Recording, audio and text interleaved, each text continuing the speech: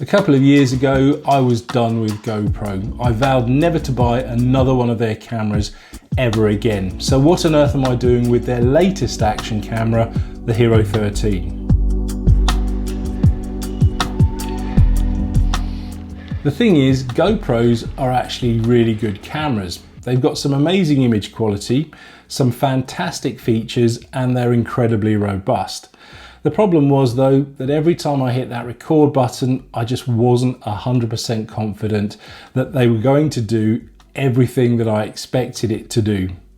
And then a couple of years ago, I discovered the DJI Action range of cameras. And when I tried those, I thought, well, these have all of the features of the GoPros that I like, but without the things that I don't like. So today what I'm going to do is compare DJI's latest camera, the Action Pro 5, with GoPro's latest camera, the Hero 13, and ask myself, do I maybe need to reassess that decision? Now, as with all of these comparison videos and in the spirit of transparency, I have to add a disclaimer here. This video is not sponsored, but DJI did send me the Action Pro 5 and the Hero 13 for the purposes of this comparison. First up is image quality. For me, this is the single most important aspect of any camera review. So let's start with the Hero 13. It uses a 1/1.9 inch sensor. My understanding is that that is exactly the same sensor as the Hero 11 and the Hero 12. So basically, there's not going to be any difference whatsoever in image quality between the three cameras. Compare that to the DJI, which has a 1/1.3 inch sensor. So that's going to be a bigger sensor, which is going to mean better image quality and better low light performance. Now that said, this sensor is exactly the same size as the one that's in the Action 4. But DJI claim that it has a revolutionary image quality due to the all-new next generation CMOS sensor. And essentially what that means is that in the Action 4, that has a 10 megapixel sensor, and in the Action 5 Pro, that's a 40 megapixel sensor. And when it comes to field of view, basically how wide the lens is, the GoPro has a 151 degree field of view, whereas the DJI has a slightly wider 155 degrees field of view. Now, as you can imagine, they're both action cameras and they're going to do pretty much everything that you're going to expect from an action camera. So they'll shoot video, they'll do time lapse, they'll do motion lapse, and of course, they will also both do slow motion. The GoPro can shoot up to 200 frames a second at 1080p, so that's basically 8 times slow motion. It will do 400 frames a second at 720p, but that looks pretty bad. The DJI, on the other hand, can shoot up to 240 frames at 1080p, and then it can also do something a little bit unusual. Basically, it will use some very clever in-camera software to convert that 240 frames a second to very short bursts of 960 frames a second. Both cameras can shoot in 10-bit log color profiles, and what that means is that they will give you a fairly flat color profile with a better dynamic range. And what that means is that it gives you greater flexibility when you're editing the footage so that you can grade it and give it a particular look. The GoPro only has one log color profile, whereas the DJI has 3 of them. There's a standard color profile, there's an HLG color profile, and there's an M-Log color profile. When it comes to resolution, the GoPro definitely has the edge over the DJI. The maximum resolution on the GoPro is 5.3K, whereas the maximum resolution on the DJI is only 4K.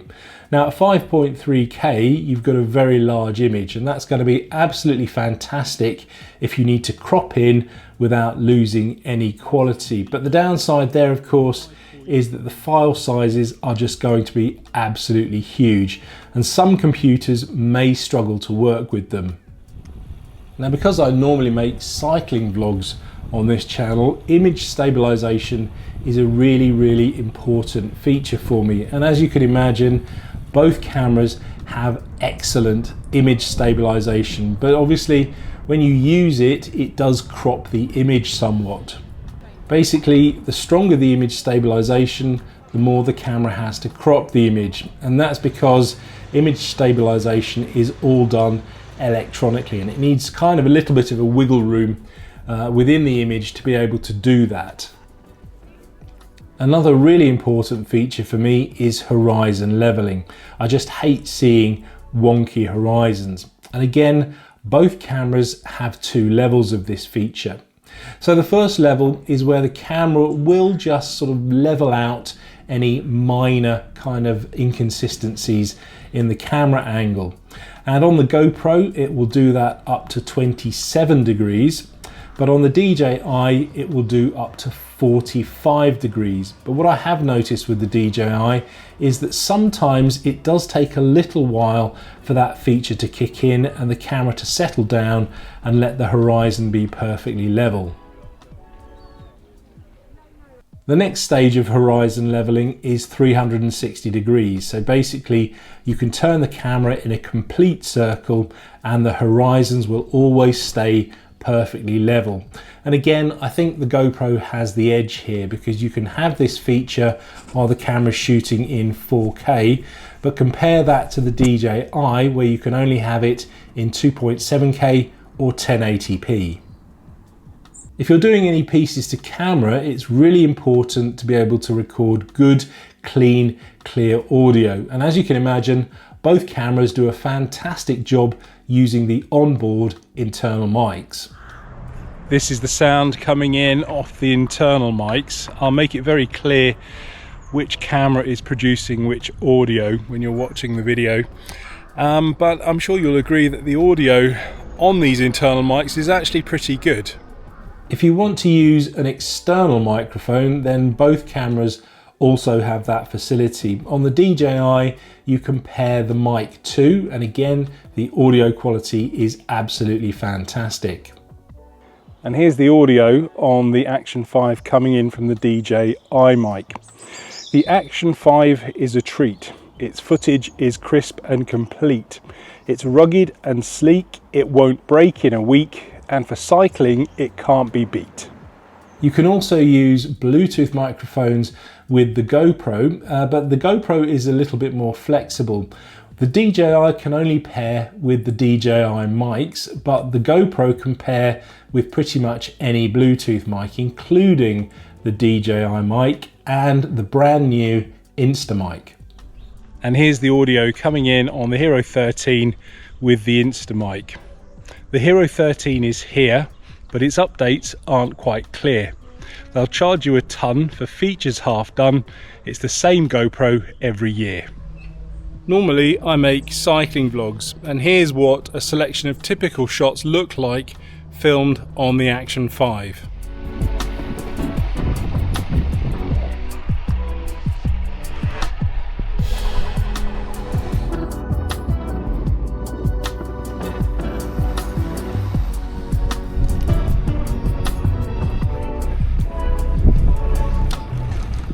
And here is a similar selection of shots as filmed on the Hero 13.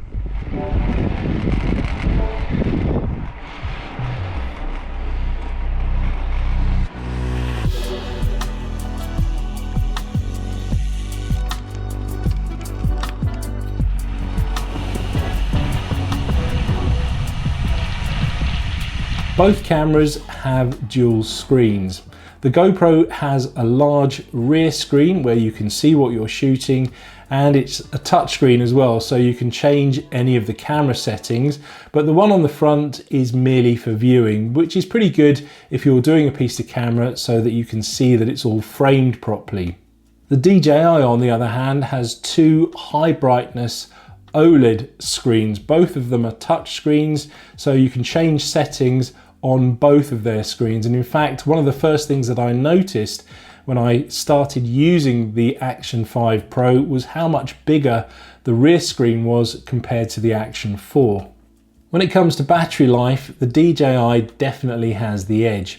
It uses some all-new 1950 milliamp hour batteries, and DJI claim that that will give you up to 4 hours of shooting. And if it runs out, all you need to do is plug it into a charger for 15 minutes and that will give you 80% charge. And I think if you want a full charge, it only takes about an hour or so. Another great thing about the DJI batteries is that they are all forwards and backwards compatible. So if you've got an Action 3 or 4, you can still use the batteries in the Action 5 Pro.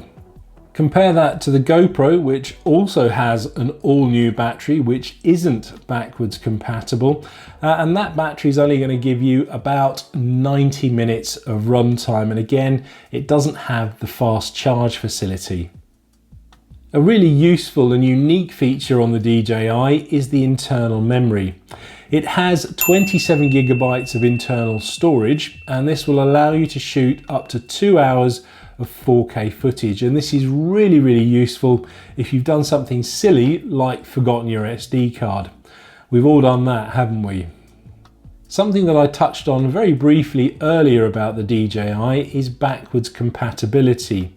Because the physical dimensions of the 5 Pro are exactly the same as the Action 3 and the Action 4, if you have any accessories for those cameras, they will fit the Action 5 Pro absolutely no problem.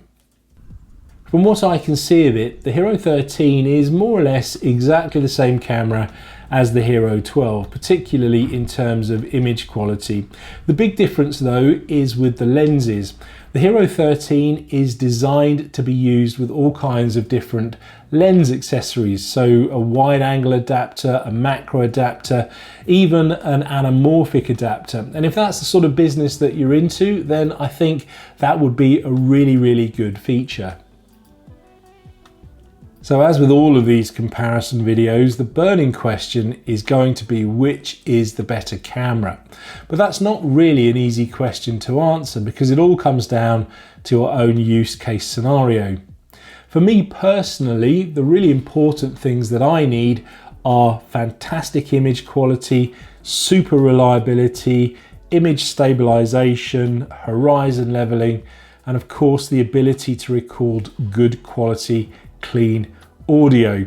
Now it's true that both of these cameras will do fantastic jobs of all of that and more, but I have to be honest here and say that I just do not trust GoPro, and that's simply because they've let me down too many times in the past. So for now, I'm going to be sticking with the DJI Action Pro 5, and that's because it just seems to be so reliable. This camera's never let me down, and I can say exactly the same about the previous models, the Action 3 and the Action 4. They've all been super, super reliable.